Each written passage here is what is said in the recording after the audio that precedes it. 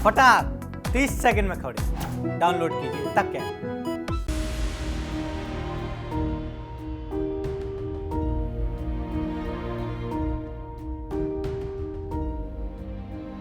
न दीवारें हैं न दर पुराना, अभी तक फिर भी है ये घर पुराना। ये चंद लाइनें हैं शायर ताहिर अदीम की। न दीवारें हैं न दर पुराना, यहाँ पर भी दीवारें नहीं हैं और दर भी पुराना नहीं।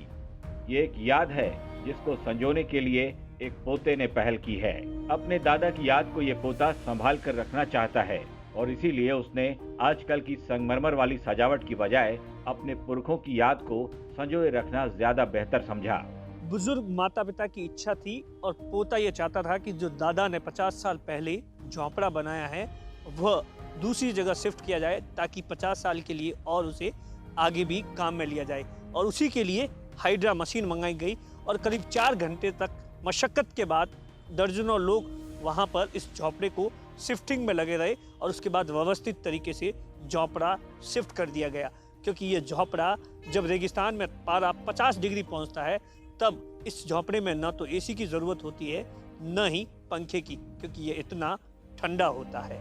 आमतौर पर ऐसी तस्वीर आपने शायद ही कभी देखी होगी जिसमें गांव के झोपड़े को शिफ्ट किया जाए, लेकिन ये नज़ारा देखने को मिला राजस्थान के रेगिस्तान के बाड़मेर जिले के सिरधरी उपखंड के करडाली नाड़ी गांव में। आज जब युवा पीढ़ी बदलाव में विश्वास करती है, ऐसे में पुरखा राम के इस कदम की सब वाहवाही कर रहे हैं। पुरखा राम के इस प्रयोग को लेकर राजस्थान तक की टीम पहुंची। मौके पर मौजूद पुरखा राम से बात करके ऐसा करने की वजह जानने की कोशिश की। जैसे वो मेरे दादाजी के हाथ का बनाया हुआ था, तो इसको लगभग 50-60 साल हो गई थी और वो बनाया था उस समय जो नींव थी वो अभी लेवल थोड़ा ज़मीनी लेवल ऊपर आ गया और नींव कमज़ोर हो गई। लकड़ी थी तो लकड़ी दिमक खा गई, तो उसको मैंने सोचा इसको थोड़ा ऊपर ले लें। तो ऊपर लेने के लिए फिर मैंने क्रेन की सहायता से उसको ऊपर उठाया और दूसरी जगह घर में ही दूसरी जगह खुली जगह नीम के पास में रख दिया। तो जैसे मेरे पिताजी अभी बूढ़े हैं, बुजुर्ग है, लगभग 75 साल के, माँ भी बूढ़ी, तो वो छाया में करने वाली लाइट गांव में कम रहती है और पक्के मकानों में और ये जो पतरे पड़वे होते हैं इनमें बैठ नहीं सकते हैं वो, तो बूढ़े आदमियों के लिए ये ठंडा रहता है और गर्मियों में ये आरामदायक है। तो मेरे दादाजी के हाथ का था, तो मेरे पिताजी ने और मैंने सोचा कि भाई अपने दादाजी के हाथ का है और पुराना है और इसको अपन थोड़ा एक बार व्यवस्थित कर लेंगे तो ये अपने आगे भविष्य में 30-40 साल और अपने बच्चे भी देखेंगे। और अभी मेन समस्या है, अभी के युवा पीढ़ी है ये बना नहीं सकती है, तो इसलिए हमने दादाजी की निशानी के भाई हाथ से बनाया हुआ है और अपने इसको सही जगह लगा दें तो भविष्य में बच्चे भी देखेंगे और अपनी दादाजी की याद में विरासत है जो पड़ी रहेगी। अच्छा, एक चीज़ फिर आपने ना हाइड्रा की आमतौर पर तो ऐसा होता है हाइड्रा मशीन से मकान शिफ्ट होते हैं, तो वो कितने टाइम मतलब कितनी देर लगी उस सबको करने में और घर वाले परिवार काफ़ी लोग किस तरीके से किया? हाइड्रा मशीन की तो मेरे गांव में हमारे रिश्तेदारी में एक मशीन है, तो मैंने उससे पहले फ़ोन पे बात किया, भाई झोंपा वजन में ज़्यादा है, लगभग 10 टन के लगभग हो जाएगा लकड़ी और ये सब चंद। तो उसने बोला मैं मशीन से उठा लूँगा, थोड़ा रिस्क तो है कि भाई बिखर सकता है,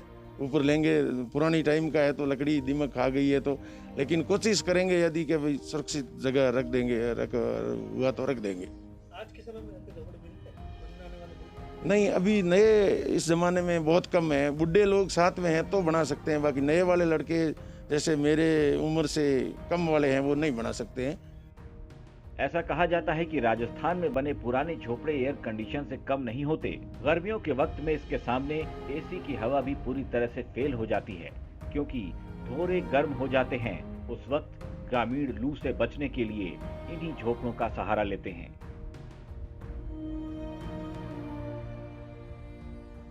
पुरखा राम और उसका परिवार चाहता था कि इस विरासत को आने वाली पीढ़ी भी देखे, इसी के लिए उसने हाइड्रा मशीन से इस झोपड़े की शिफ्टिंग करवाई, क्योंकि आज के ज़माने में इस क्वालिटी का झोपड़ा बनाना मुश्किल है।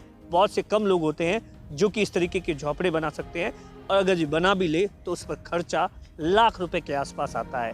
ऐसे में ये महज 6,000 रुपये में झोपड़े की शिफ्टिंग हो गई। दिनेश बोरा, बाड़मेर, राजस्थान तक।